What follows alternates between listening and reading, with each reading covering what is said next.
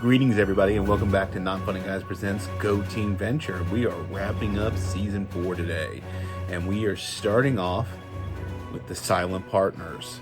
Now, Silent Partners aired originally October 24th, 2010, written by Doc Hammer, and we basically find opening Billy is faking being a doctor at a hospital until someone starts questioning whether he's got real credentials. He panics, he runs into a room where he finds a trio of mute men in suits basically removing the heart. These are the investors, by the way. He recognized them from the dying King Gorilla. Eventually, they will show up at his place and kidnap him to take him on board a boat with Monstroso, where he's lavishly praised upon, and they arrange for him to basically have sex with 3 prostitutes. Billy believes he is being groomed to be turned into a vampire. That's my favorite part. And they do play on the Bram Stoker Dracula thing quite a bit here. But Monstroso basically explains that he had King Gorilla's heart, which he signed away in his order to get out of prison. And so now it's going to be put in him because his heart's failing. That's why Billy is there. And in exchange, they'll give him licenses, basically making him a real doctor. He performs the transplant. Meanwhile, Pete has gone to Spinks for help. They eventually decide to help him once they learn Monstroso is involved in the investors. And they go tracking him to find him on the boat. Shore Leave and Brock go in to save him. The investors basically easily escape. Billy is found in the middle of his surgery. Brock then lets him do it. And so then they convince him so Monstroso doesn't die, but Billy insists, like I said, upon finishing up the job. And this ultimately gets into the end. And so we flash forward, and then we find Billy comforting Monstroso at the end, like he's in a hospital room. Turns out he's in Spink's headquarters.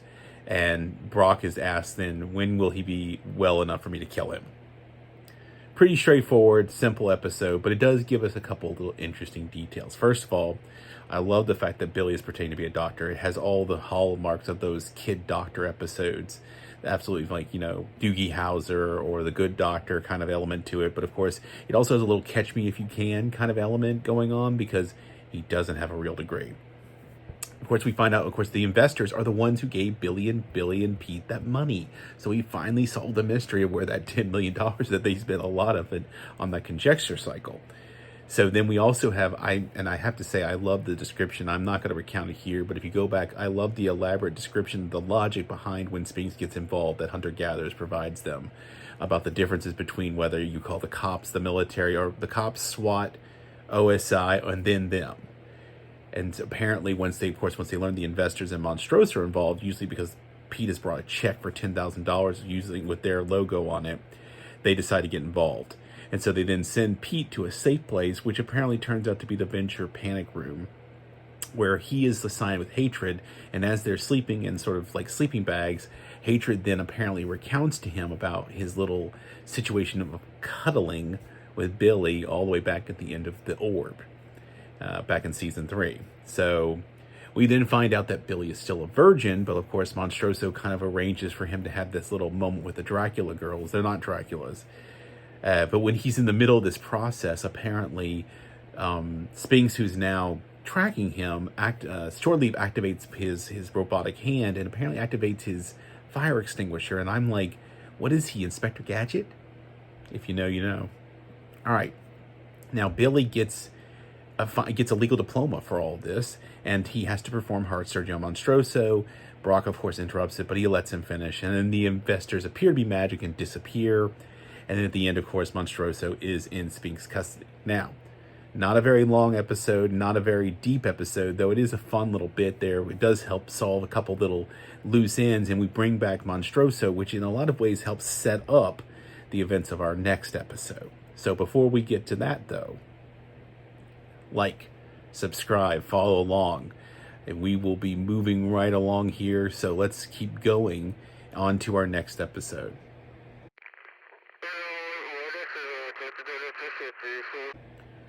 All right, now we are at the final episode of Season 4, Operation P.R.O.M, or Operation P.R.O.M.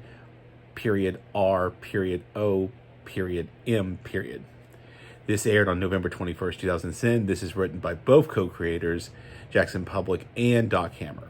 Now, we have the interesting one here. Now we have a lot of plot threads being tied together. So first of all, Hunter-Gatherers goes to meet with General Traster to negotiate on behalf of Spinks being left alone in exchange for handing over to them Monstroso, because he has a lot of guild secrets. When he reveals that Monstroso told him there are guild moles inside the OSI, Traster turns into a quote-unquote Hulk and rampages. Agents Cardholder and Doe reveal that Tracer actually has prostate cancer, and they've been manipulating him to think otherwise, planning to take over when he's deemed too insane to run things. They detain Gathers and go to kill Monstroso, who is currently flying around this giant Sphinx thing that they can't really wield, and Mile High is desperately trying to keep hold of it, even though he's also jealous of the fact that he usually brings Shore Leave Brock, but they're off doing other things. Traster detain Gathers and go to kill Monstroso, but Traster summons the control room and reveals he knows Cardholder and Doe deception, having recruited Sphinx to hide in the fake Monstroso body, and that they detained them. So they spring from the fake body. Turns out Mile High and them were still working for OSI, and they were just sort of keeping a close eye. And of course, an impressed Hunter-Gatherer's skill and bravery, he gives him control of OSI and then launches himself into space in the hope that aliens can will be able to cure his cancer. And we actually even see him being ejected from the rocket later. It's absolutely hilarious. Of course, Rusty throws a prom for the boys at a compound, and Triana goes with Dean as a friend. We will actually meet her boyfriend. Rusty invites several escorts to the prom as well, and drugs them with his lustful chemical made from mutant fly. 21 bearing 24's skull, where he died, but still being plagued by visions, is invited, and Orpheus helps him realize that he was imagining 24. So this whole thing may have all just been in his head. The Monarch gets in by bribing Hatred with his ex-wife and approaches 21, assuming that he's undercover work, but 21 quits. Molotov cocktease undercover, and Sphinx then kidnaps the real Monstroso, who they kept at the base. Brock, of course, pursues her and ends up at a car at the edge of the cliff. She reveals that she's been dating Monstroso and that the escorts are really her assassins that are going to kill everyone unless she calls them off. When Brock threatens to kill Monstroso, she sends the car over the cliff with her inside, and Brock races back to the compound to find everyone dancing with the escorts who've been drugged by Rusty. They mutate to insects. And then Brock gets a sort of gleeful look on his face as he gets to go and basically kill them. So there is that one. I'm trying to remember what the name of there is a song in this episode that I'm going to look up while I continue here. Let me see here. I'm trying to remember the song, but of course, Shallow Gravy. It's oh, that's it. Like a Friend by Pulp. Sorry, there we go. I was trying to remember that name of that song. So, of course, the post-credits, at one point, Dean and Dermot comes to this thing as well. Herman and Hank take Dean to go build Triana's name out of wood on her lawn and light it on fire to win her back, and he's wearing this white outfit. Unfortunately, the T in her name is the only thing that catches fire after they apparently ran out of fuel from Dermot's motorbike. The Outrider finds Dean dressed as a ghost costume, standing in front of a burning T, and I mean lowercase T looking thing, and gives him very earnest advice about moving on from her. Dean considers his advice before telling him, fuck you. So, good wrap up to the season, I'm just going to say. Absolutely hilarious and very unhinged of Dean with the whole cross burning. Insights for this episode. So, of course, we have Hatred has now changed the H on his forehead to a V tattoo for the venture. Of course, the homeschool prom budget is $500. Which I think Rusty spent most of it on the escorts.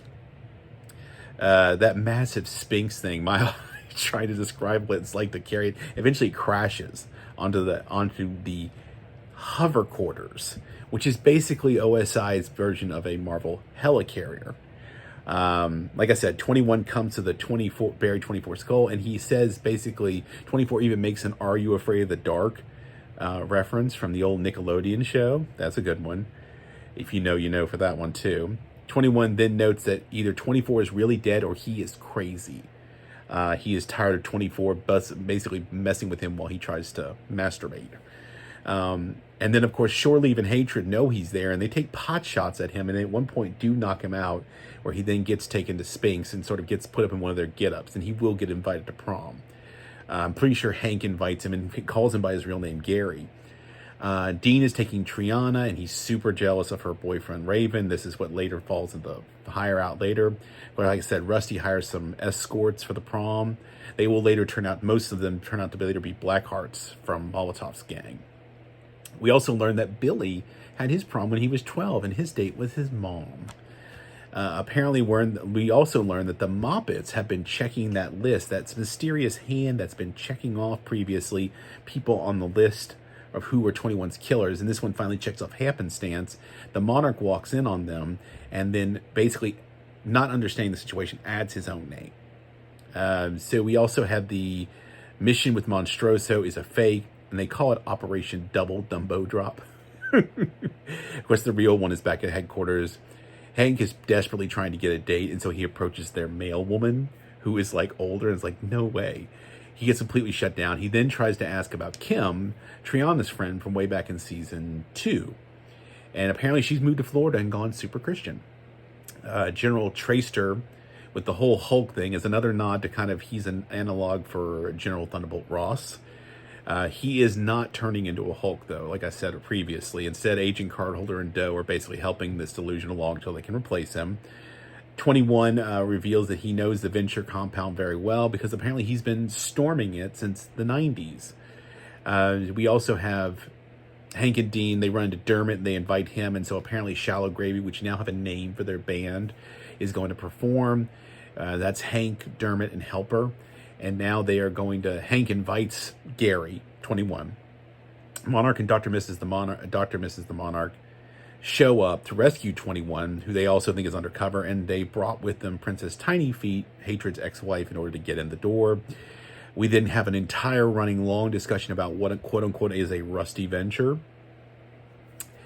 Is apparently slang for some kind of sex act. No one can quite sure. Soreleave calls up Colonel Gentleman, who gives them one description. He says he's wrong. Al, the alchemist, calls Watch and Ward, and also wrong. Even Triana tries to tell them what it is based on what it says in the Urban Dictionary, and this is right around the time that Dean's jealousy causes her to leave. Brock describes apparently what a real Rusty Venture is before suggesting to the escort he's with that they do an Action Johnny instead. Molotov has apparently infiltrated Spinks. She now reveals herself, darts Brock, takes Monstroso.